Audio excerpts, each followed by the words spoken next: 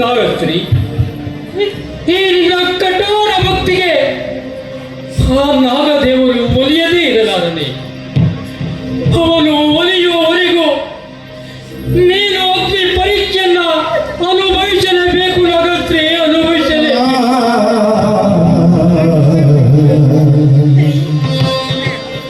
ಇವತ್ತು ನಾಗಪಂಚಮಿ ಹಬ್ಬ. ನಾಗಪಂಚಮಿ ಹಬ್ಬದಂದು ಕಣ್ಣೀರು ಹಾಕದೆ ಆ ದೇವಿಗೆ ಪೂಜೆ ಮಾಡಿ ಕೃತಾಂತರ ಮಾಡ. ಏನಂತೀರ? ನಿನ್ನಂತ ಮಾತ್ರ ಹೃದಯ ಹೆಣ್ಣನ್ನು ಪಡೆದ ನನ್ನ ಭಾಗ್ಯವು ಅಥವಾ ಈ ಕುಂಟನ ಕೈ ಹಿಡಿದ ನಿನ್ನ ದೌರ್ಭಾಗ್ಯವು ಒಂದು ಗೊತ್ತಾಗ್ತಾ ಇಲ್ಲ ಕಣೆ, ಒಂದು ಗೊತ್ತಾಗ್ತಾ ಇಲ್ಲ. ಯಾಕೆ ಹಾಗಂತೀರ? ಪಾಲಿಗೆ ಬಂದದ್ದೆಲ್ಲವೂ ಪಂಚಾಮೃತ ಅಂತ. ಇನ್ನು ಮಿಕ್ಕಿದ್ದೆಲ್ಲ ಆ ತಾಯಿ ನಾಗ ದೇವತೆಯವರ ಪ್ರಸಾದವೆಂದು ಭಾವಿಸಿ ಮುನ್ನಡೆದು ಏನಂತೀರ? ನಾಗಶ್ರೀ, ಈ ನತ ದುಷ್ಟ ಕುಂಟನ ಕೈ ಹಿಡಿದು ನೀನು ಕಣ್ಣೀರು ಸುರಿಸುವುದನ್ನ ಸಹಿಸಲಾಗದು. ನಾಗಶ್ರೀ,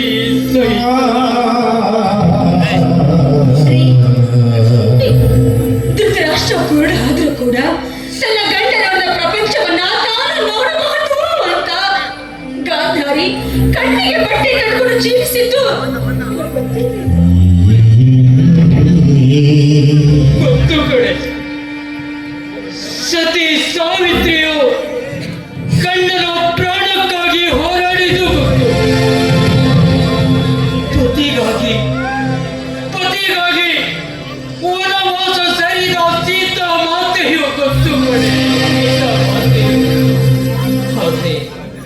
ಆದ್ರೆ ಇದು ಕಲಿಯುಗ, ಇದು ಕೆಟ್ಟ ಕಲಿಯುಗ ಕಡೆ, ಕೆಟ್ಟ ಕಲಿಯುಗ. ಇದು ನಾಗರ ಪಂಚಮಿ. ವೃತಃ ಕಣ್ಣೀರು ಹಾಕಿ ಈ ಶುಭವನ್ನ ಅಶುಭ ಮಾಡೋದು ಬೇಡ. ಬನ್ನಿ, ಆ ದೇವಿಗೆ ಭಕ್ತಿಯಿಂದ ಹಾರಿದ್ದು ಪೂಜೆ ಸಲ್ಲಿಸೋಣ. ಆಗ ಕೆಟ್ಟ ಕರುಗಳು ದೂರಾಗಿ ಆ ತಾಯಿಯ ಆಶೀರ್ವಾದ ಸಿಕ್ಕೇ ಸಿಗುತ್ತೆ. ಬನ್ನಿ ಅಂದ್ರೆ ನಾಗದೇವಿಯ ಪೂಜೆಗೆ ನಾನೆಂದೂ ಭಂಗ ತರಲಾರೆ. ನೆರವೇರಿಸಲು ನಾವು ಪೂಜೆಯಿಲ್ಲ. Oh,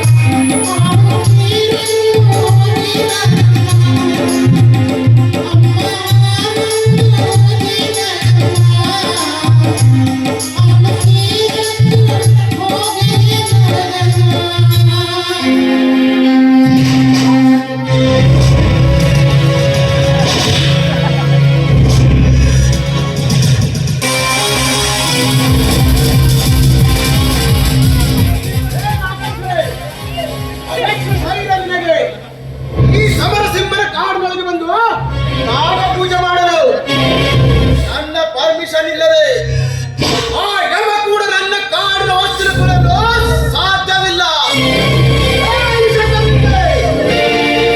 ನಾನು ಯಾರು ಯಾರು? ಸಿಂಹ, ಸಮರ ಸಿಂಹ.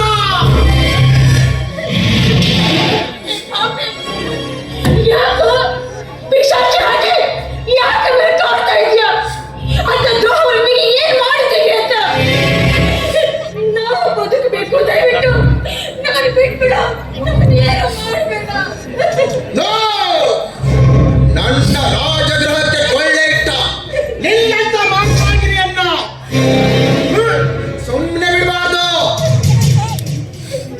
ದಯವಿಟ್ಟು ಕೈಗೊಳಿಸಿದೆ. ನನ್ನ ಹೆಂಡತಿಗೆ ಏನು ಮಾಡಬೇಡಿ. ನನ್ನ ಹೆಂಡತಿಗೆ Impossible! ನಾನು ಈ ಕಾಡಿನಲ್ಲಿ ಉಸಿರಾಡಬೇಕಾದ್ರೆ ಇದೇ ಕಾಡಿನಲ್ಲಿ ನಿಮ್ಮಿಬ್ಬರ ಉಸಿರು ನಿಲ್ಲಿಸಲೇಬೇಕು. ಹೇ ದುಷ್ಟಾತ್ಮ, ಶಿವನ ಕೋಣಲ್ಲಿ ನಾಗವಿರುವವರೆಗೂ ನಾಗ ಸೇವಕಿಯಾದ ಇವಳ ಈ ನಮ್ಮ ಹೆಂಡತಿಯ ಕರಿಮಡಿ ಕೋಣಲ್ಲಿರುವವರೆಗೂ ಯಾವ ಅಸುರನಿಂದಲೂ ಏನು ಮಾಡಕ್ಕಾಗಲ್ಲ ಕಣೋ, ಏನು ಮಾಡಕ್ಕಾಗಲ್ಲ. ನಿನ್ನ ಹೆಂಡತಿ ಕೊರಳಲ್ಲಿ ಕರಿಮಣಿ ಇದ್ರೆ ತಾನೆ ಇತರ ದೇಹದಲ್ಲಿ ಉಸಿರಿರುವುದು.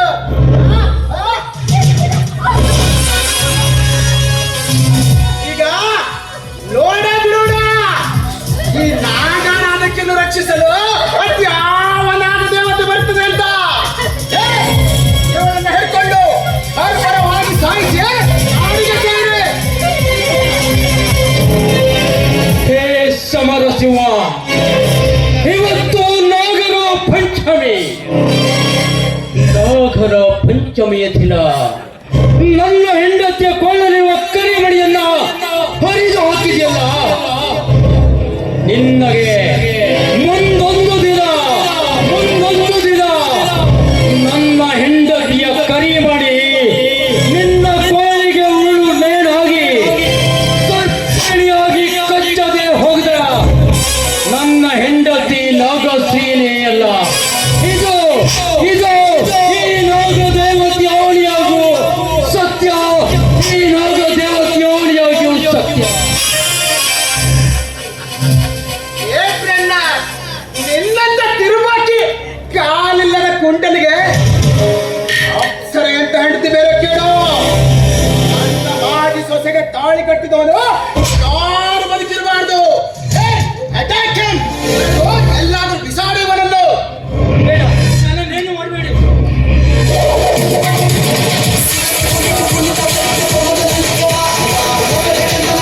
ನಾನು ಯಾರು? ಸಮರಸಿಂಹ.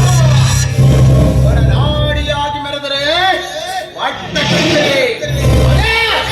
ಹೊಡೆಯಲಾಗಿ ಬರೆದರೆ ಚಟ್ಟ ಕತ್ತಲೆ.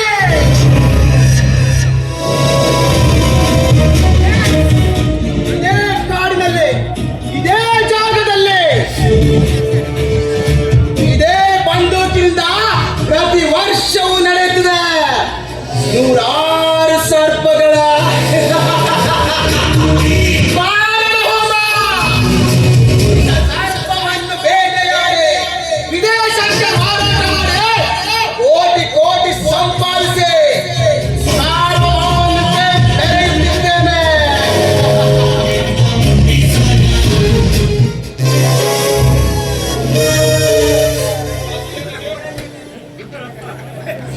ಹಣದ ಆಸೆಗೆ ಸತ್ತು ಸಂಕುಲವನ್ನೇ ನಾಶ ಮಾಡಿ ಕೋಟ್ಯಾಂತರ ಮೌಲ್ಯದ ಹಾವಿನ ವಿಷವನ್ನ ಕಳ್ಳ ಸಾಗಾಣಿಕೆ ಮಾಡೋ ನಿನ್ನನ್ನ ಸಾರ್ವಭೌಮ ಅನ್ನಲ್ವೋ ಗಂಡಸ್ತನ ಇಲ್ಲದ ನರಾಧಮ ಅಂತಾರೆ. ಯಾರು ನೀನು? ಧರ್ಮವೀರ, ಹೊಸದಾಗಿ ಪ್ರಮೋಷನ್ ಬಂದಿರೋ ಡಿವೈಎಸ್ಪಿ ಧರ್ಮವೀರ. ಡಿವೈಎಸ್ಪಿ ಧರ್ಮವೀರ ಏನು ಒಂಟಿಯಾಗಿ ಕಾಡಿನಲ್ಲೇ? ನಾಡಿನಲ್ಲಿ ಕಾರಿನಲ್ಲಿ ಜಂಟಿಯಾಗಿ ಓಡಾಡಲು ಕೆಲವು ಅಧಿಕಾರಿಗಳ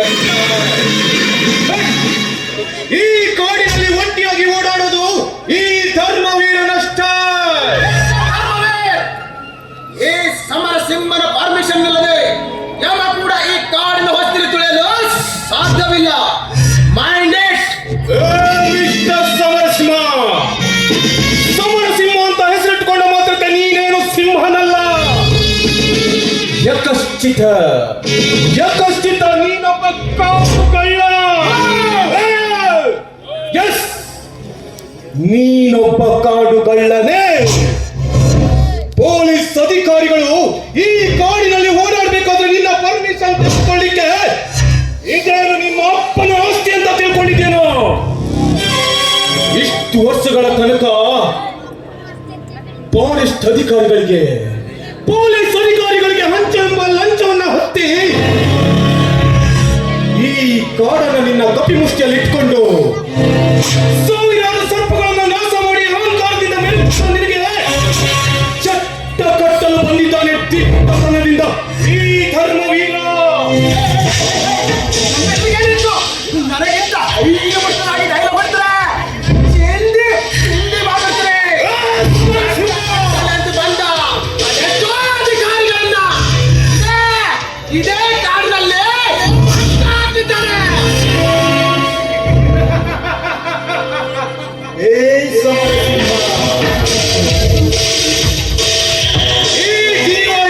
ಧರ್ಮವೀರನಿಗೆ ದಿಮಾಕಿನಿಂದ ಮಾತಾಡ್ತೀಯ, ಅದು ಅಲ್ಲದೆ ಹೆದರಿಕೆಯನ್ನ ಆಡ್ತೀಯ.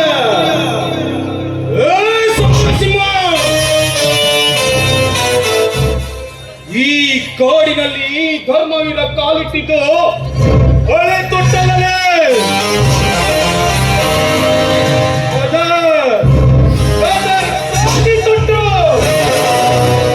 ರೌಡಿಸಮನ್ನ ನಾಶ ಮಾಡಬೇಕು ಅಂತಂದ್ರೆ ಪ್ರಾಣ ಹಿಂಜರಿಬಾರ್ದು. ಪ್ರಾಣ ನನಗಿಲ್ಲ.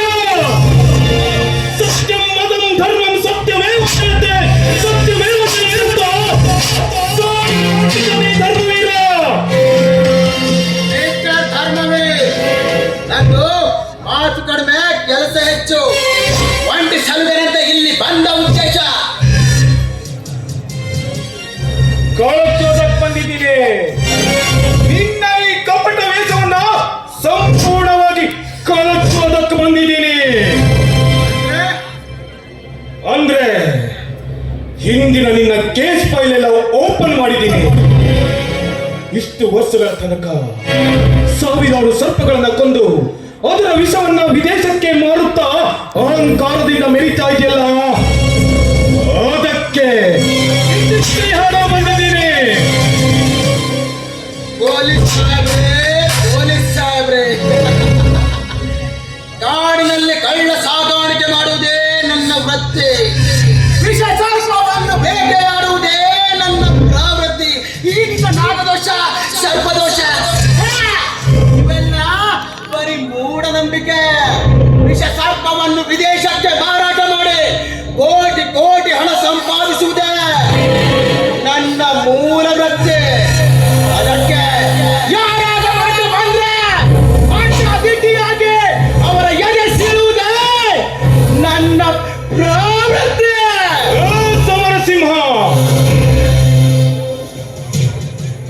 ನಿನ್ನ ದುಷ್ಟ ಪ್ರವೃತ್ತಿಯಿಂದಲೇ ಅದೆಷ್ಟೋ ನಾಗ ಸಂತತಿಗಳು ನಾಶವಾದ ಹತ್ತಿದೆ. ನೋಡು, ಹಾವನ್ನ ನಾವು ಎಂದೂ ಕೊಲ್ಲಬಾರದು. ಅದನ್ನ ದೇವರಂತೆ ನಾವು ಪೂಜಿಸಬೇಕು. ಒಂದೊಮ್ಮೆ ಹಾವನ್ನ ನೀನು ಕೊಂದಿದ್ದೆ ಹೌದಾದ್ರೆ ನಿನಗಷ್ಟೇ ಅಲ್ಲಲೇ ನಿನ್ನ ವಂಶಸ್ಥರಿಗಷ್ಟು ಸರ್ಪ ದೋಷ ತೊಟ್ಟದೇ ಇರಲಾರದು. ಈ ಸರ್ಪನಾಶಕನಿಗೆ ಸರ್ಪಾರನ್ನು ಕಟ್ಟುಕತೆ ಹೇಳುವ ಅವಶ್ಯಕತೆ ಇಲ್ಲ. ನಾನು ಅಪರಾಧಿ ಎನ್ನುವುದಕ್ಕೆ ನಿಮ್ಮಲ್ಲಿ ಯಾವ ಸಾಕ್ಷಿ ಕೂಡ ಇಲ್ಲ. ಬಂಡ ಕಾಡಿಗ ಹೊರಟು ಹೋಗು. ನಿನ್ನನ್ನ ಅರೆಸ್ಟ್ ಮಾಡೋದು ಹೆಚ್ಚಿನ ಕೆಲಸ ಅಲ್ವೋ ನನಗೆ. ಈಗಾಗಲೇ ನಿನ್ನ ಮೇಲೆ 12 ಕೇಸನ್ನ ಫೈಲ್ ಮಾಡಿದ್ದೀನಿ. ಪ್ರತಿಯೊಂದು ಕೇಸಿಗೂ ಒಂದೊಂದು ಸಾಕ್ಷಿಯನ್ನ ಹುಟ್ಟುಹಾಕಿ ತದನಂತರ ನಿನ್ನನ್ನ ಗಲ್ಲಿಗೆ ಏರಿಸೋದೇ ನನ್ನ ಧ್ಯೇಯ. ಪೊಲೀಸ್ ಆಫೀಸರ್, ಲಾಠಿ ಹಿಡ್ಕೊಳ್ಳೋಕೆ ಗ್ರಿಪ್ ಇಲ್ಲ, ನೀನೊಬ್ಬ ಪೊಲೀಸ್ ಅಧಿಕಾರಿಯ? ನೋಡೋಕೆ ಒಳ್ಳೆ ಚಂಡ ಇದ್ದಂಗಿದೆಯಲ್ಲೋ. ಕಾಡು ಹುಲಿಯ ಚರ್ಮ ಧರಿಸಿದ ಮಾತ್ರಕ್ಕೆ ಅವನು ಹುಲಿಯಾಗಲು ಸಾಧ್ಯವಿಲ್ಲ ಕಣೋ, ಸಾಧ್ಯವಿಲ್ಲ. ನೀನು ಸಮರಸಿಂಹ ಅಂತ ಹೆಸರಿಟ್ಟ ತಕ್ಷಣ ನೀನೇನು ಹುಲಿನೂ ಅಲ್ಲ ಸಿಂಹನೂ ಅಲ್ಲ, ಜೊತೆಗೆ ಈ ಕಾಡಿಗೆ ನೀನು ದೊರೆಯೂ ಅಲ್ಲ. ಇವನು ಕಾಕಿ ತೊಟ್ಟ ಪೊಲೀಸ್. ಹಣದ ಸೂಟ್ಕೇಸ್ ಕಂಡ ತಕ್ಷಣ ಬದಲಲ್ಲಿ ಹಾಕಿ ತಲೆ ತುದಿಸಿಕೊಂಡು ಹೋಗುವ ರಾಜಕಾರಣಿಗಳಲ್ಲ. ಸರ್ಕಾರ ಕೊಟ್ಟಿರೋ ಟೋಪಿ, ಕೈಯಲ್ಲಿರೋ ಲಾಠಿ, ಈ ಕಲರ್ ಕಾಕಿನ ತೊಟ್ಟಿರೋ DYSP ಪೊಲೀಸ್. ನನ್ನೊಂದಿಗೆ ಯಾವ ಆಟ ಆಡಿದರೂ ಕೊನೆಗೆ ಗೆಲುವು ನನ್ನದೇ. ಯಾಕೆಂದ್ರೆ ಸಿಂಹ ಕಾಡಿಗೆ ರಾಜನಾದರೆ ಸಮರಸಿಂಹ ಭೂಗತ ಲೋಕಕ್ಕೆ ರಾಜ. ಹಾಗೆ ಗೊತ್ತಿಲ್ಲ.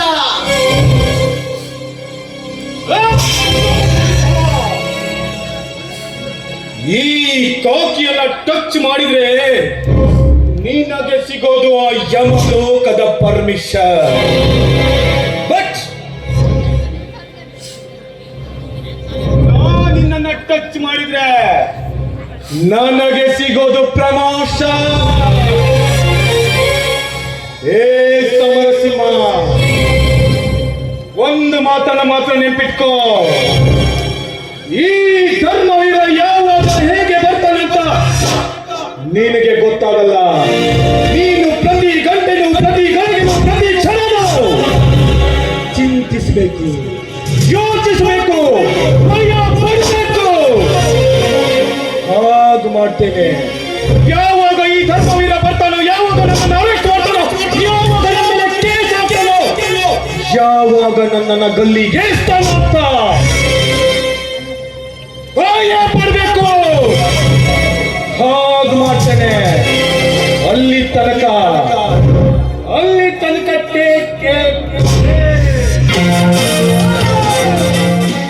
ಈ ಸಮರಸಿಂಹರೊಂದಿಗೆ ಸಮರ ಮಾಡಲು ಯಾವ ಸರದಾರನಿಂದಲೂ ಸಾಧ್ಯವಿಲ್ಲ. ಎಲ್ಲಿಯವರೆಗೂ ಇರುವುದು ನನ್ನ ದೇಹದಲ್ಲಿ ಉಸಿರು, ಅಲ್ಲಿಯವರೆಗೂ ಪ್ರತಿ ಉಸಿರಿನಲ್ಲಿ ಇರುವುದು ಶತ್ರುಗಳ ಹೆಸರು.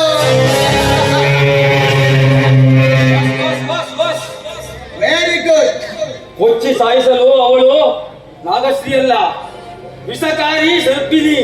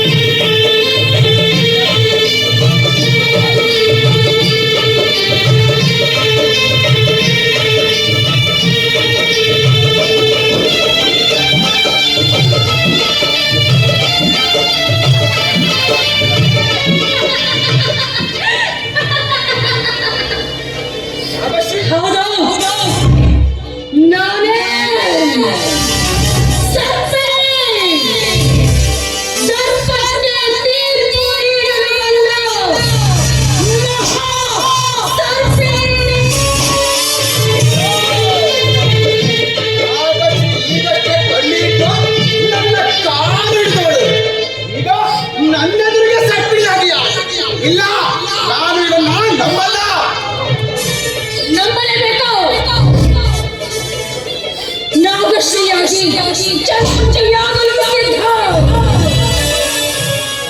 ಜ್ವಾಲಾಮುಖಿಯಾಗಿ